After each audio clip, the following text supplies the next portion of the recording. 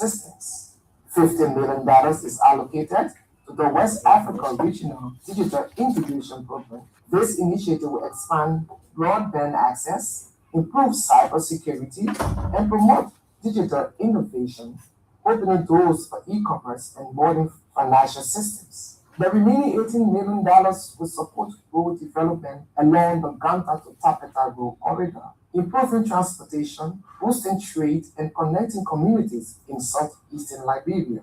Also speaking at an event, World Bank Country Manager Georgian Warren reaffirmed the bank's commitment to Liberia's development, noting that these projects would create real opportunities for communities across the country. In River G County, history was made over the weekend with the graduation of the very first class of the River G Technical College. A total of 203 students completed market-driven technical and vocational training programs, marking an important step toward building a skilled force for Liberia's future. Speaking at the ceremony, Deputy Minister for Budget and Development Planning on Botanic G. Bronson delivered a message where she encouraged the graduates to see themselves not just as graduates, but as problem solvers, role models, and drivers of national development. She reminded them that their certificates are not the end of the journey, but rather a lesson to begin. Minister Bronson praised the graduates for choosing technical education in a time when many pursue traditional academic routes. She stressed that in today's fast-changing world, success depends not only on technical skills, but also on the teamwork, adaptability, and critical thinking. She noted that as Liberia and the world faces challenges like climate change, health crisis, and digital threats, young people must be equipped with both skills and confidence to respond effectively. Finally, Minister Augustine Kafan this week officially opened a regional workshop focused on strengthening safeguards against financial crimes in public procurement systems. The workshop, organized by the Economic Community of West African States, or ECOWAS, and the Intergovernmental Action Group Against Money Laundering in West Africa, GIABA, brings together experts from across West Africa to review and validate a guidebook aimed at combating money laundering and terrorism financing in government procurement. In his opening remarks, Minister Gafan stressed that public procurement is central to national development as it is the primary channel through which governments deliver system, build infrastructure, and respond to citizen needs. He emphasized that while raising revenue is important, ensuring that public funds are spent efficiently, transparently, and responsibly is equally critical. However, he acknowledged challenges such as limited participation from some businesses unfamiliar with the new digital systems and assured that steps are being taken to ensure inclusiveness, especially for small Liberian-owned enterprises. Communication Officer Christine Dean with MFDP Week in Review, a regular feature of the MFDP Hour. Let's now focus on an issue that directly impacts thousands of public servants across Liberia, the timely payment of government salaries. While the government of Liberia has largely remained current with salary payments, there are occasions when delay occurs at some ministries, agencies, and commissions, raising concerns among employees and the public. Well, we've been speaking with the Comptroller and Accountant General of the Republic of Liberia, Alieu Fuad Nyei, on how salaries are processed and disbursed to appreciating the challenges and safeguards within the government's payroll system. Thank you for granting me the interview. The payroll processes of government is going on well. Government has the cumulative arrears that we are aware of. So the process is going on well. However, when you say no cumulative arrears, that means as of today's date, which government owes civil 2 months, 3 months, but cumulatively 2-3 months we pile up. So government is correct. We know there are 1 month issues with some staffers with respect to submitting wrong account numbers for CSA and then processing those issues are those issues that we are dealing with. But cumulatively for government who civil 2-3 months or full, thereby even 1 month, holistically, that situation doesn't exist if it existed before. That's good. So now someone listening on Onete, we want to know how is the entire salary payment process? You care to drill us in how this entire process goes? Well, again, thank you. First, payroll management is one of the core functions of the Controller and Accounting Bureau under the Ministry of Finance. The payroll processes is divided into two components. The processes leading to admission of public servants on the payroll and the payments. So one affects the other. So the payroll processes start first with the CSA and the agency concerned. So there's something called the Personnel Action Notice, which is a paying. It begins with the paying process. So the paying has to be filled in. The paying goes to CSA. CSA does all of the capturing. CSA sends that paying to Ministry of Finance to allocate and to identify the resources and the source of the resources in the national budget, sign off on the payments, send it back to the CSA, and then the CSA includes the individual or the individual on the payroll, or include the individuals on the payroll. But in the event, what we notice is signing the pay from the entity does not qualify you to gain admission on the payroll. Once the approval processes have not been concluded, and if the entity goes and add the individual on the payroll, obviously it becomes a delay. So submitting the payroll to CSA does not mean that for that month, the employee should be added on the payroll. So this is why we have encouraged entities to conclude the exercise of the payroll process, gets all of the approvals from CSA before you can include the individuals on the payroll. Because if you include them on the payroll, because without all of the processes, all these processes being completed, obviously first, it puts you in the bracket of high wage, the amount to be paid monthly, and those amounts are not authorized. So does that affect the entire payroll of the, let's say, specific Ministry of Education? They didn't do that well. Does it affect the entire MOE payroll? Sure, yeah, it affects the entire MOE group. So obviously, there will be a delay. Yeah, so in summary, if the process is, if Ministry of Finance cannot identify pay funding for those additional people that you put it on the payroll, even if CSA allows it to come here, it brings a strong delay of very negative feedback in terms of delay, because the ministry will have to look for that money. So that payroll will have to be parked, put aside until the ministry can identify it. So people in those situations will obviously wait until the ministry can identify money or fund the money before your payroll process. So we have already advised entities, look, get all your processes right. If you want to put somebody on the payroll for June, make sure all of the processes completed, you get all of the approval, funding sources are identified before putting the individual on the payroll. Because of else, giving a single person added to that ceiling, because the appropriation for the payroll is divided into ceilings. So you get your allotment in the form of ceilings. So on a monthly ceiling, you have $100. And you put one person there that making a salary of $25, that's $125. It means you will not be able to process because we got $100 for you and you are submitting document of $125. And many agencies find themselves in there and we still try to battle with it. That's how the entire payroll processes go.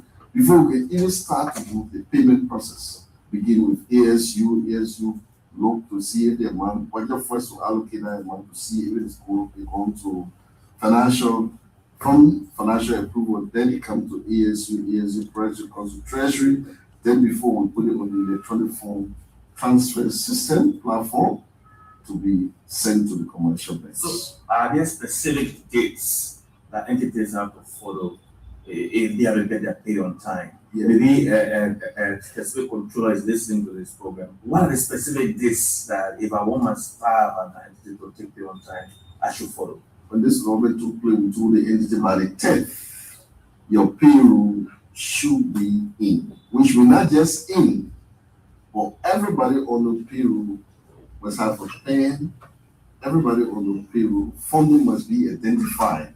Because sometimes trying to beat the deadline and you got some, you slip through anybody on the payroll that we have not identified funding for. Obviously, that will also prevent the others from getting paid because we have to write the Minister of Finance to sow additional money. And you know, the budget process is you rob Peter to get the John, or you rob John to get the Peter, because every item, every amount in the budget belongs to an activity. So, which means the Minister of Finance has to look and say, look, I need a fund for the father from somewhere. Probably they will take it from you and give it to Paul, or they take it from John and give it to Paul. So that's how it goes. So by the 10th, all the people should be correct with all the information up to date, updated into the system. Then we begin the process, which is a payment now at the level of the Ministry of Finance. Then it becomes another layer is the Ministry of Finance now, the CBL, and the commercial bank. So between that, we have always said that submitting timely payroll can lead to early disbursement. Because once we receive the payroll on time and the informations are all correct, we will be able to make employees to get paid on time. One of the issues that we have that can bring about delay beside the paying process going through the system is also wrong account numbers. At the level of the Ministry of Finance, we do not interfere, which means we do not go and alter anything on the payroll accounts that has been finalized between the CSA and the entity. We process exactly as it is. We only download and process and send to the bank. So we have been battling with the issue of wrong account numbers. And sometimes we contact the agency, we contact the employees. So you'll find some entities, some employees will get paid, and other employees will not get paid. That has been some of the issues we've been tackling to ensure that all of those account numbers are actually correct. How is the MFDP working with the banks? Do you have bank liaison officers? Because sometimes, let's say, Ministry of Agriculture sends its pay to the bank. Some banks pay on time, some banks delay. What's the cause of that, and how are you finding a solution to that? So, the first thing we'd like to say here, the delay in payment to employees has never been associated with it. So the government is adequately funded or has the money to fund all of these payroll engagements. So the issue has been processes, procedures, and sometimes the operational efficiency of these systems at the various institutions. Because every institution has their own stay-alone system. We haven't reached a point yet, so all the banks can have integrated system that of CBL. Well, he is the Comptroller and Accountant General of the Republic of Liberia, Honorable Alieu Nyei, there, speaking about the salary payment processes and what are some of the hiccups that cause delay in salary disbursement. And he said he made it clear that since the inception of this government, it hasn't been about liquidity issue. Money has always been available to pay civil servants. Sometimes the institutions delay in processes that cause those problems.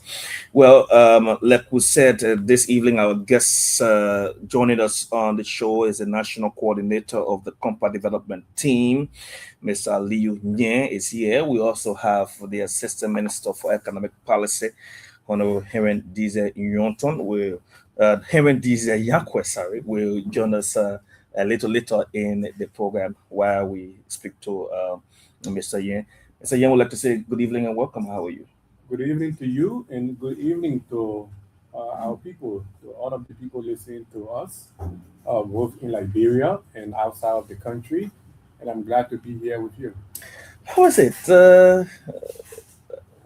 How do you see your new portfolio? I think it's a very, very big assignment. I tell my colleagues that I consider this as a legacy assignment.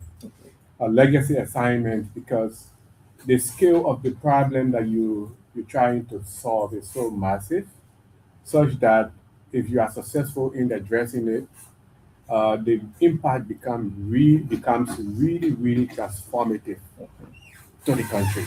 So that's why we think that this is a very, very important assignment, and we go into it really, really emboldened by the impact of the successful implementation or successful development of a compact would mean for this country and for all of our people.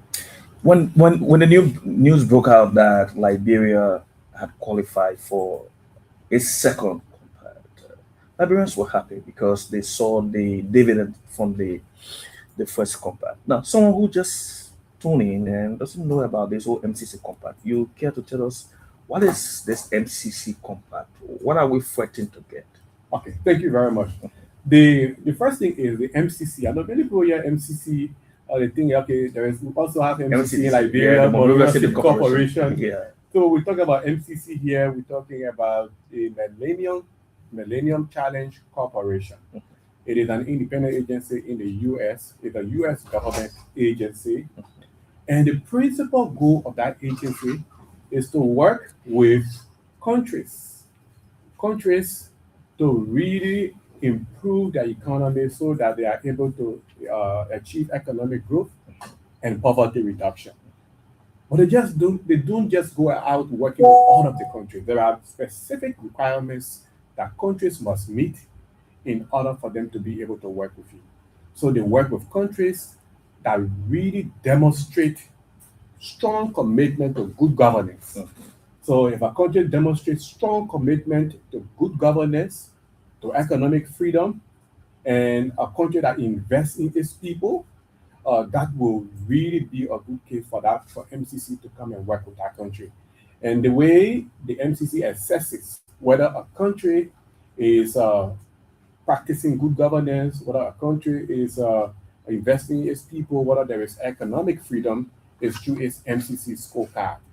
So if you are successful in the MCC scorecard, then that opens the door. Successful for a year or many years? No, so if you are successful, you have to continuously pass the MCC scorecard during the development of your compact. But I just wanted to explain first that you have to be, for MCC to tell a country that we want to work with you to develop a compact, that in itself is a vote of confidence.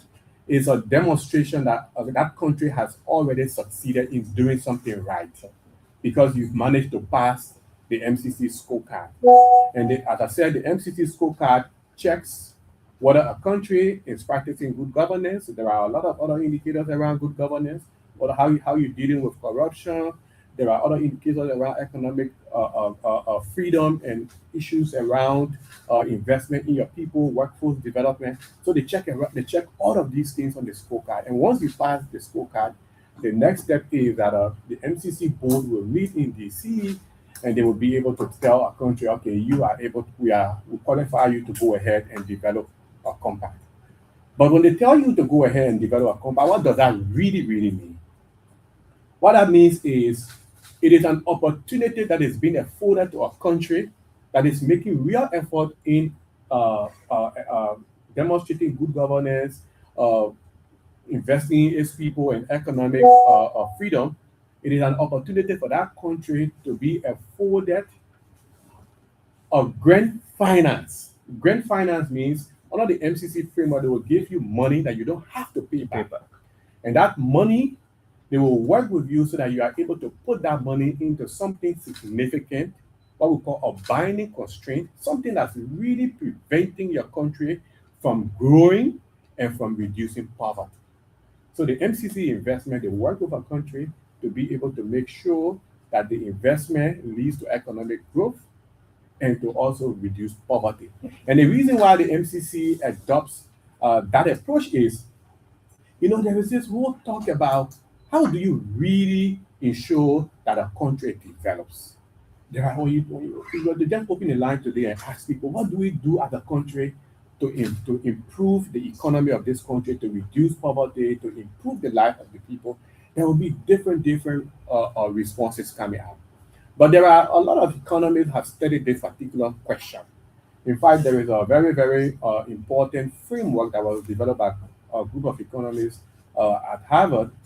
And they look at all of the pattern of the pattern of development across countries in the world. And what they observe is that despite all of the problems, countries that consistently grow, if a country grows and sustains a very higher level of economic growth, that country is able to reduce poverty. So in that case, if you manage to work with a country and identify, for example, some of the areas that are the binding constraint to its economic growth, if you reduce or you remove that blockage, you will definitely unlock opportunities for that country to grow. And as they're growing, they are able to what? To reduce poverty. So that is the intellectual foundation of this MCC framework. And this intellectual foundation distinguishes the MCC financing modality from many other donors. I like to give, I gave this example to some of my colleagues who asked, what is the real difference between this MCC thing and other donors? We have a lot of donors here in the country and the world that are supporting World Bank, all other different donors. people. So what's the difference? So sometimes I like to give a very simplistic dichotomy, a very simplistic dichotomy to just say, it's almost like, okay, you pour you to your house, for example. Okay, I grew up in Logan Town. You're sitting in Logan Town, and then you're really hungry. You have children, no food for them to eat, no school fees, no money to pay the school fees. Maybe one of the children sick. You don't have money to pay the rent, and you have two persons, two of your friends, maybe two of them well off, and they came to you, and one of them told you, both of them asked you the question, what do you really want us to do? And maybe one of the friends decided to give you $100. I mean, take the $100 and do whatever you can do with it to improve yourself. And maybe they may give you that $100, you just go and put it behind something. The second man comes in and say, okay, I really want to help you With $100. With $100. But I don't want to give you the $100. I want you to really sit down, think through it, ask yourself,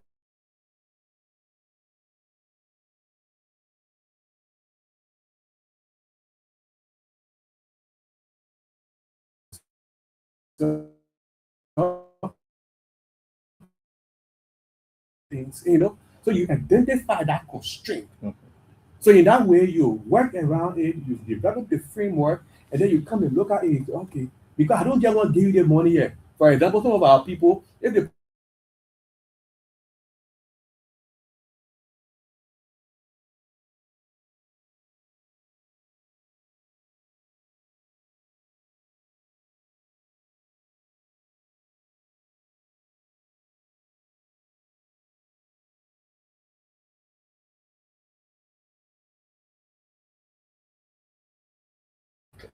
country identify that problem, then there's a second part. They say, okay, you identify this problem. The second part is bring all of your stakeholders together. Let's ask ourselves, what is the root cause of this problem? Maybe you say, okay, our problem here is we don't have lead. As soon as lead reaches, everywhere is dark. Yes, that is a problem everyone sees. When you walk in the street, you see the place dark. But you have to understand what is the real problem. So MCC will say, okay, let's bring stakeholders together. So you bring all of the people. So you don't come to that discussion thinking that, okay, since I'm from, for example, New York, and New York is lighted, there is light everywhere. When I come into Liberia and there is no light, I have to tell them what they need to do to get light. It's no, because countries are very different. The context may be different. Okay. So they allow stakeholders within the country to come together and identify the root causes. That is the real problem that are causing the problem that are affecting that development. So once those root causes are identified, then they now work with you to develop an investment plan that demonstrates that if I make investment into these areas, the area that you identify, that investment will lead to economic growth and will lead to poverty reduction in the country. Okay. So that is the framework of the MCC, and it is a very, very powerful framework. Before we can go to the works of the Compact Development Team, the Assistant Minister for Economic Policy is also here. Since this whole issue about the MCC and its impact on our economy, Mr. Yampo, welcome. Okay, thank you. Quite explained my colleague Aliyu, because he did well.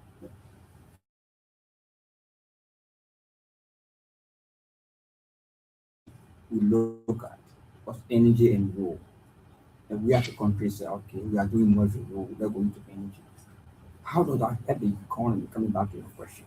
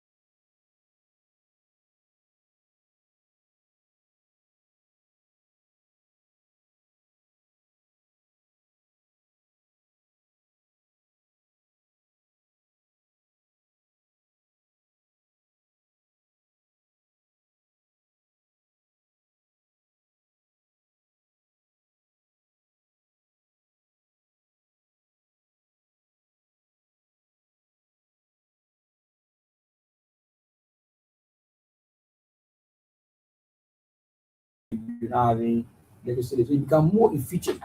The country runs well. You have these things available. They help us. Even when it comes to security issue Okay. in our community, they are all so when you have then you create a foundation where we can now invest more in Invest more in the economy, in the economic growth. growth. Yeah, thank you, Mr. Yankwa. Now, Mr. Yan, the Compact Development Team has been assembled. What are you doing, correct? Thank you. Very, you know, so when the country was reaffirmed in December for the development of a second compact, the as part of the requirements, you need to now go ahead and develop and set up what they call a compact development team. The compact development team is a team of technocrats competitively recruited by the government of Liberia and the MCC. How many persons are we talking about? I mean, I also heard that there are more recruitments ongoing currently. For yeah. the team. So the at maximum we're not going to be more than for the core technical people they won't be more than 10. Yeah, but the key point here is so the compact development team is a team that's set up that works with the government as well as the MCC, along with the MCC, to make sure that all of these issues around developing a compact that reflects the true issues that have been identified as boundary constraints and the root causes in the compact development. That is making sure that projects that are developed meet these requirements. So the compact development team, the recruitment process was done, and I began as national coordinator. National coordinator on the 1st of April, and since then we've hired senior economists, we've hired a finance, investment, and trade specialists. We also have environmental and social person. We have a social analysis specialist. So you see, all of these positions are really technical positions because we look at different technical aspects of the proposal that we're developing. And within 2 months, I mean, since January to now, I need to add this, the compact development team, and I would like to say in this case, the government of Liberia, because everything the compact development team does has been supported, approved, endorsed by the government of Liberia. The Minister of Finance and Development Planning have provided exceptional support. The Minister of State for Presidential Affairs has also been providing exceptional support to the compact development team in making sure that that the standing up process is done, and as well as the kind of work that we do. So we did the root cause analysis. When I said when the country was reconfirmed for the compact, Liberia decided that for this compact, we want to focus all of our resources, all of our energy on the electricity sector. Okay. Electricity. So sector. if we are successful, Mhm. all the monies that will come will be given to electricity. Exactly. Okay. So electricity sector. But now what we did without the one, because remember I told you that the compact is for both creating for economic growth and poverty reduction. Yeah. So then we ask ourselves, do we just want to bring out electricity and then just have current on the street, in the road? I mean, we say, okay, let's link, because if you want electricity and you want to get the maximum impact of the electricity, then we have to link electricity to critical industries. Okay. So in order to make sure that we get optimal value of our compact investment, we decided to include, for example, some other reforms that are needed in the mining sector that will enhance the impact of that will have enhanced impact on economic growth. So since the team came in, we did a root cause analysis workshop where we went through to ask ourselves the question of what are the real blockers for the problem of lack of access to electricity in the country. And there were many good ideas that came out. And after that, the next process we had to embark on was developing what we call the concept notes. Yeah, that was the next place I was heading. The concept notes. Recently, you presented 3 concept notes to the president. So to just follow through, Mhm. when you identify a binding constraint, we say it's energy, electricity for critical industries. The next thing you do is you do root cause analysis. You go there and ask yourself, what are the real reasons that are causing this problem? So you assemble experts, people in the country that are from different backgrounds. That was done already. Mhm. And then after that, with all of that information, the information that you will gather from these root cause analysis, engagement, and workshop, the information from the binding constraint study, then you've got to develop what we call a concept note. A concept note is an opportunity for the government to analyze the problems and also platform its own idea of the solution in the context of the problem that have been identified. So we say, okay, the government decided to develop 3 different concept notes. One of the concept notes is on generation, transmission, and energy sector governance. The second is on workforce development in the energy sector, and the third is on mining governance and trade facilitation. I know these are big titles, but to just explain them further, when we talk about generation, transmission, and distribution, we all know, I mean, now in the rainy season, rain is falling. So now when you put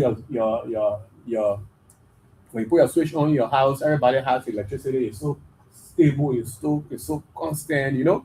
But in January, in February, in March, you know, electricity was so unstable. Our colleague Mohammed Sharif at LEC, people were turning his picture upside down, you know, Mhm. all of that.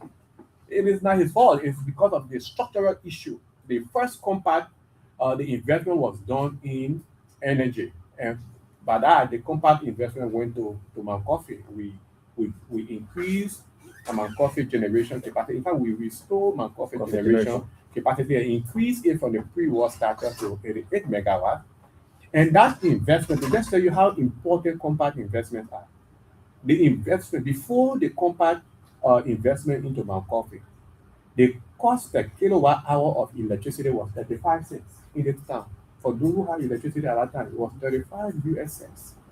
When Mount Coffee investments were made into the compact and Mount Coffee came online, the cost of electricity came down. Today, the per kilowatt hour price for electricity is 22 cents. So from 35 to 22. 22 cents. And even for social tariff customers, those that are poor, that consume less electricity, their price is even 15 cents. So that is the impact. For those who ask, oh, what is the impact of this investment? Now we want to take it to the next level. What do we want to do? We want to ensure that the compact makes investments that addresses the base load generation capacity, so that you don't have that problem where as soon we enter dry season, then current go. When we enter rainy season, everybody goes to normal. Correct, stable. Dry season is unstable. So we want to use the compact. So this compact is trying to solve that problem. To address that problem by addressing the base load generation, okay, but at the same time building the transmission infrastructure.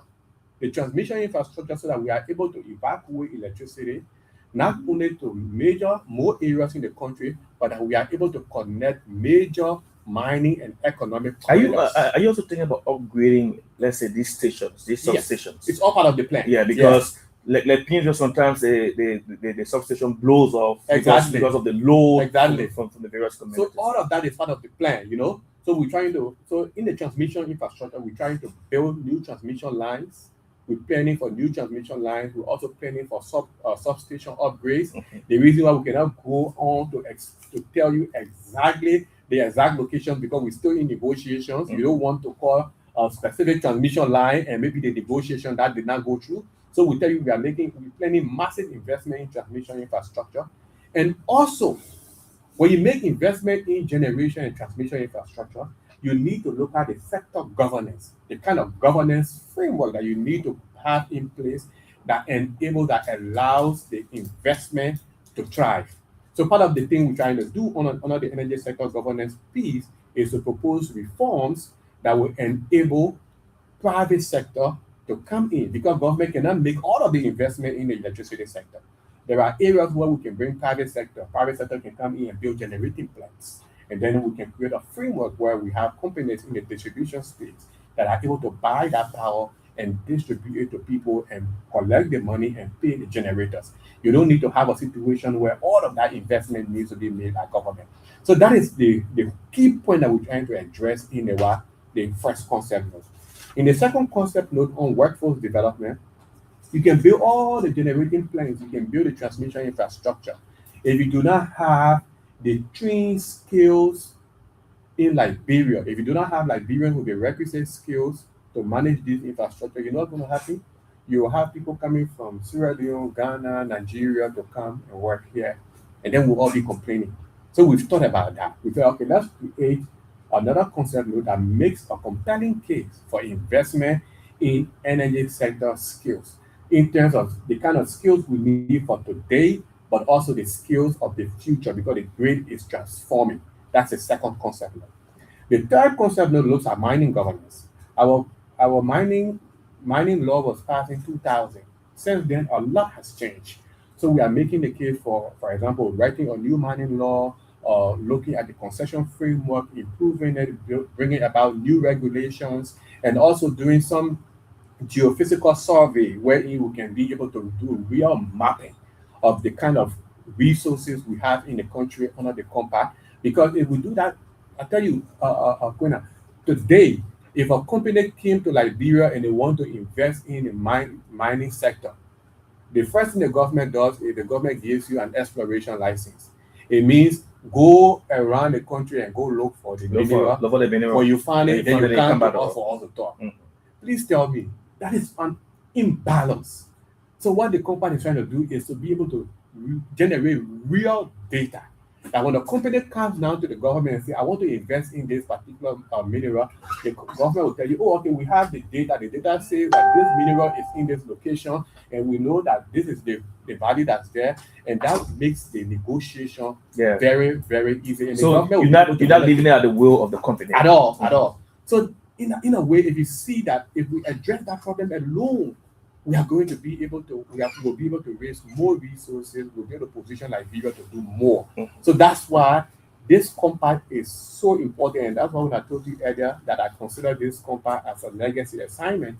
It is because if we are successful in working together and to achieve this, it's going to be really, really transformative. And I can tell you, the government of Liberia, the office of the president, and the Ministry of Finance, and all of the other sector, in fact, the sector minister, the Minister of Mines and Energy, has been so supportive of this process. He always follows up to ask me, Alieu, how are you guys with this process?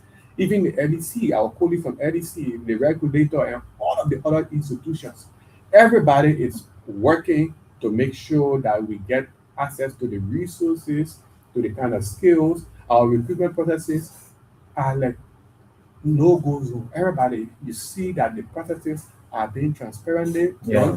When we did the last recruitment, I remember we had a reverse mission in April.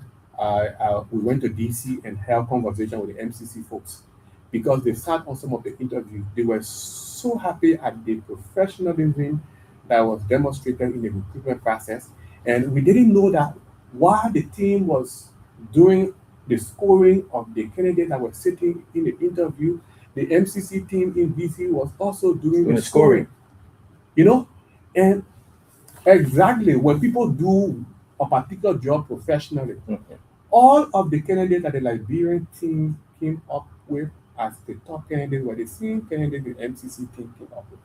That was great. Yeah, so they were so impressed, and that's how to even get the no objection. It was so fast, and that's the kind of transparency and rigor that we put into our recruitment processes. How, with all these processes ongoing, Mr. Again, how involved are stakeholders? Let's say you're speaking to LEC, ERC. What about the common people down there? Are you also engaging communities that will be directly affected by this good news? We have a whole framework to engage communities. When we were doing the root cause analysis workshop, we brought in all of the important stakeholders because we brought in women groups, youth groups, private sector, and even in the development of the concept note, we established what we call a technical working group for each of the concept notes. We brought in businesses, all of the key people that are being affected by this policy intervention. We brought them in so that we make sure that no important idea is overlooked, and all of these ideas were considered. Great. But in terms of reaching out to the vast majority of our people, like we plan to do that. We'll have town halls, we'll have community engagement, we're going to have outreach, we'll have our team going out in the field to talk to people, because this is the Minister of State said during the launch of the technical working group, this is a whole of government, whole of society approach to this compact. Great. We will shortly go to the lines to take a few calls. But what's the next step? Now you've done all of these concept notes. Yeah. Where are we heading? When do we expect approval? Because Liberians are tested for this compact. I know. So that's a very important question. Now that we've submitted a concept note, MCC will review the concept notes. They will go to their what they call their investment management committee, and then they will get back to us with feedback. But what's already happening? Many people think that because we say we're working. So another important timeline I need to tell you, we are working from now to next year, December. We have a very hard timeline. We want to make sure that by December next year, the government is able to sign a compact with the US government. Okay. So to do that, we're working backwards. We are trying to do in 18 months what by the paper, by the book, supposed to be done in 3 years. Okay. So we're trying to shorten the time. That's good. And to do that, we are now in project development stage. we're going to go into project development stage soon. So what that means is once the compact, many people think that when you say the compact is going to be signed in December, it means that is you're signing a document. No, it's almost like, let me give this example, because this example will explain it clearly. You have an uncle that says, I'm going to build you a house. There are steps before he starts to give you money. You got to hire an engineer to go and find the land. You got to survey the land. You got to hire somebody to do the drafting in terms of what kind of the plan of the house. Somebody got to cost the house because he needs to know exactly how much that house is going to cost. So it is that process that we're going to do now. We'll be doing feasibility studies. If we're doing transmission now, we want to know the land route, whether there are people in our private properties in that area that we have to pay. Okay. If we are doing generation plan, we want to know exactly where those generation assets will be, what are the costs, the feasibility studies. So what we're actually doing from now to next year, December, we're developing the compact. That's good. Yeah. That's good, Mr. Yen. And we will we have a few more minutes here. So let's take a few calls, maybe 3-4 calls, a few seconds.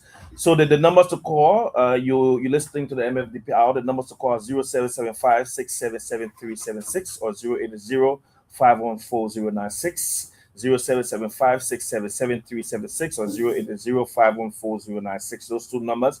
If you have a few questions for the MCC team, the Compact Development Team coordinator is here, and so if you have a few questions, let's go to the line and take this very first caller. Just go straight to the point. Your name and where you calling from? Hello, Go ahead quickly.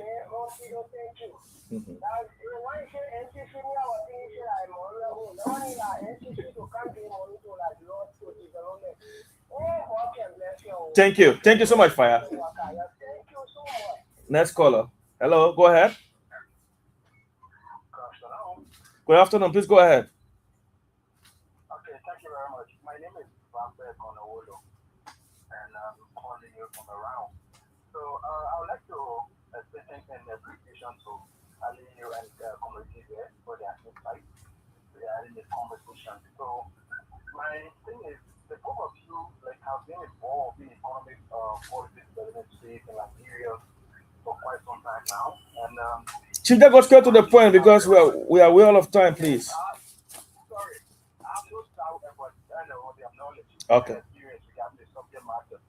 So Okay. my question is, I would like to know what are some of the challenges that were encountered during the implementation of the first compact, and what Thank you. Thank you so much. Thank you so much. So, Mr. Yen, you can just answer that question. We are well out of time, and the ELBC people have news coming. Yeah. Yeah. So the implementation of the first compact, one of the issues we realized was that the compact itself, the structure, the compact invested in generation. There was impact, but it did not invest in the base load. So that's why we have very stable power in the rainy season, but dry season will have this issue. So the very design of this, we're trying to design a compact that will complement the issues that came out of the first compact implementation. Thank you. Thank you so much. Finally, before we leave you, a few words, starting with Minister Minister Yago, look at the time. Obviously, we are out of time. The time runs so fast. And then we want to thank you to our listening audience, and it's good that we do this. And one requirement for us as a government is to continue to pass the scorecard. We are committed ourselves as a government, and we continue to do that. All of the 20 indicators will continue to work in a way that we can continue to pass or we work on this compact development. Thank you. Like Alieu said, we'll try to save time so that we start the project very soon. God, we are impatient because we need energy. Thank you so much, Mr. Yen. Finally, we're trying to fix this country, so we need the support of everybody. We'll be reaching out to our country, to our people. And when the MCC team reaches out to you, please know that this is for you. It doesn't matter whether you are in government, you are outside government. This is a Liberian project, and we want everybody to come together and support it so that we are able to achieve it. the young Alieu Nyei is the national coordinator of the Compact Development Team, and we also had Assistant Minister for Economic Policy, Mr. Herendize Yankwe. This has been the MFDP Hour. Join us next Thursday at 6 p.m. for a brand new edition of the program. My name is Mohammed Melvin Koina. Have a blessed day from Painesville.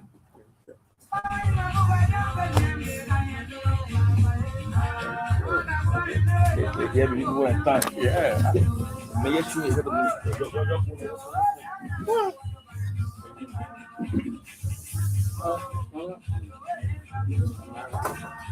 Another 99.9 is the radio service of the Liberia broadcasting system. You just listen to the MFDP Hour. You can join us next week for another presentation.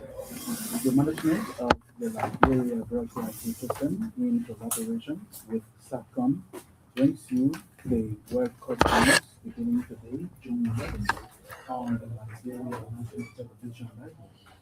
We have LMC in Bonn, Bonnie,